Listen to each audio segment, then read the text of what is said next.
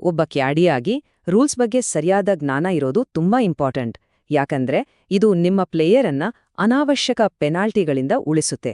ಸರಿ, ಇವತ್ತು ನಾವು ಬಾಲ್ ಗುರುತಿಸೋ ಒಂದು ಮುಖ್ಯವಾದ ರೂಲ್ ಬಗ್ಗೆ ಮಾತಾಡೋಣ. ಯೋಚ್ನೆ ಮಾಡಿ, ನಿಮ್ಮ ಪ್ಲೇಯರ್ ಹೊಡೆದ ಬಾಲ್ ಸಿಕ್ಕಿದೆ, ಆದ್ರೆ ಅದು ಅವರ್ದೇ ಅಂತ ನಿಮ್ಗೆ ಪಕ್ಕಾ ಗ್ಯಾರಂಟಿ ಇಲ್ಲ. ಇದು ಕೋರ್ಸ್ನಲ್ಲಿ ತುಂಬಾನೇ ಕಾಮನ್ ಸಿಚುವೇಶನ್ ಅಲ್ವಾ? ಹಾಗಾದ್ರೆ ಇಂಥ ಟೈಮಲ್ಲಿ ಏನ್ ಮಾಡ್ಬೇಕು? ನೋಡಿ, ಕೆಲವೊಮ್ಮೆ ಬಾಲ್ ಹೀಗೆ ಎಲೆಗಳ ಕೆಳಗೆ ಅಥವಾ ದಟ್ಟವಾದ ಹುಲ್ಲಿನ ಮಧ್ಯೆ ಸಿಕ್ಕಾಕೊಂಡಿರುತ್ತೆ. ಈ ಟೈಮಲ್ಲಿ ಯಾವುದೇ ರೂಲ್ ಬ್ರೇಕ್ ಮಾಡದೆ ಅದು ನಮ್ಮ ಬಾಲ್ ಹೌದೋ ಅಲ್ವೋ ಅಂತ ಕನ್ಫರ್ಮ್ ಮಾಡ್ಕೊಳ್ಳೋದೇ ಒಬ್ಬ ಕ್ಯಾಡಿಯ ಜಾಣ್ಮೆ. ಹಾಗಾದ್ರೆ ಬಾಲನ್ನ ಗುರುತಿಸೋದು ಹೇಗೆ? ರೂಲ್ಸ್ ಪ್ರಕಾರ ಇದಕ್ಕೆ 3 ಮುಖ್ಯ ವಿಧಾನಗಳಿವೆ. ಒಂದು, ಪ್ಲೇಯರ್ ಹಾಕಿರುವ ಸ್ಪೆಷಲ್ ಐಡಿ ಮಾರ್ಕ್. ಇನ್ನೊಂದು, ಆ ಬಾಲ್ನ ಬ್ರ್ಯಾಂಡ್ ಮತ್ತು ಮಾಡೆಲ್.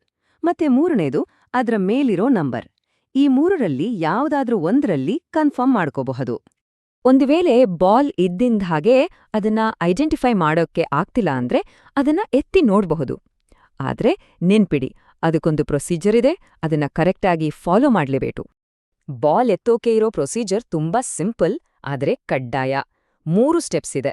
ಸ್ಟೆಪ್ 1, ಬಾಲ್ ಎತ್ತೋಕೆ ಮುಂಚೆ ಅದರ ಜಾಗವನ್ನ ಒಂದು ಬಾಲ್ ಮಾರ್ಕರ್ ಅಥವಾ ಟೀ ಇಟ್ಟು ಮಾರ್ಕ್ ಮಾಡಬೇಕು. ಇದು ಫಸ್ಟ್. ಸ್ಟೆಪ್ 2, ಬಾಲ್ ಅನ್ನ ಗುರ್ತಿಸೋಕೆ ಎಷ್ಟು ಬೇಕೋ ಅಷ್ಟು ಮಾತ್ರ ಎತ್ತಿ ನೋಡಿ. ಸ್ಟೆಪ್ 3, ನೋಡಾದ್ಮೇಲೆ ಬಾಲ್ ಅನ್ನ ಎಲ್ಲಿಂದ ಎತ್ತಿದ್ರೋ ಅದೇ ಜಾಗಕ್ಕೆ, ಅಂದ್ರೆ ಎಕ್ಸಾಕ್ಟಾಗಿ ಅದೇ ಸ್ಪಾಟಿಗೆ ವಾಪಸ್ಸಿಡ್ಬೇಕು. ಮಾರ್ಕ್ ಫಸ್ಟ್, ಈ ರೂಲನ್ನ ಮಾತ್ರ ಯಾವತ್ತೂ ಮರಿಬೇಡಿ. ಸರಿ, ಇಲ್ಲಿವರೆಗೆ ಎಲ್ಲ ಸರಿ. ಆದ್ರೆ ಈ ಸಿಚುವೇಶನಲ್ಲಿ ಪ್ಲೇಯರ್ಸ್ ಮತ್ತು ಕ್ಯಾಡಿಗಳು ಪದೇ ಪದೇ ಒಂದು ತಪ್ಪು ಮಾಡ್ತಾರೆ. ಇದರಿಂದ ಪೆನಾಲ್ಟಿ ಆಗೋ ಚಾನ್ಸಸ್ ತುಂಬಾನೇ ಜಾಸ್ತಿ. ಆ ತಪ್ಪು ಏನಂದ್ರೆ ಬಾಲ್ ಕ್ಲೀನಿಂಗ್. ಇಲ್ಲಿ ಒಂದು ತುಂಬಾನೇ ಇಂಪಾರ್ಟೆಂಟ್ ಪಾಯಿಂಟ್ ಇದೆ, ಇದನ್ನ ಸರಿಯಾಗಿ ಅರ್ಥ ಮಾಡ್ಕೋಬೇಕು. ನೋಡಿ, ಪುಟಿಂಗ್ ಗ್ರೀನ್ ಮೇಲೆ ಬಾಲ್ ಮಾರ್ಕ್ ಮಾಡಿ ಎತ್ತಿ ಕ್ಲೀನ್ ಮಾಡಬಹುದು, ಅದಕ್ಕೆ ಪರ್ಮಿಷನ್ ಇದೆ, ನೋ ಪ್ರಾಬ್ಲಮ್.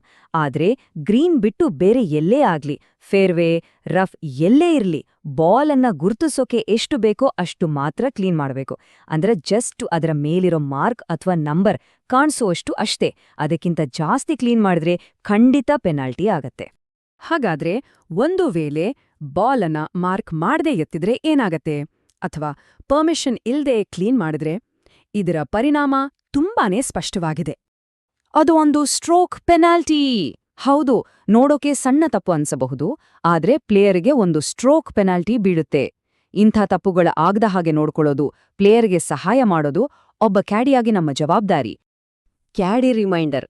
ಒಬ್ಬ ಪ್ರೊಫೆಷನಲ್ ಕ್ಯಾಡಿ ಆಗ್ಬೇಕು ಅಂದ್ರೆ ಆಟದ ಫಾರ್ಮ್ಯಾಟ್, ಅದರ ಅರ್ಥ ಮತ್ತು ಟೆಕ್ನಿಕಲ್ ಅಂಶಗಳನ್ನ ಚೆನ್ನಾಗಿ ತಿಳಿದುಕೊಂಡಿರ್ಬೇಕು. ಸರಿ, ಮುಂದಿನ ಸಂಚಿಕೆಯಲ್ಲಿ ಮತ್ತೆ ಭೇಟಿಯಾಗೋಣ.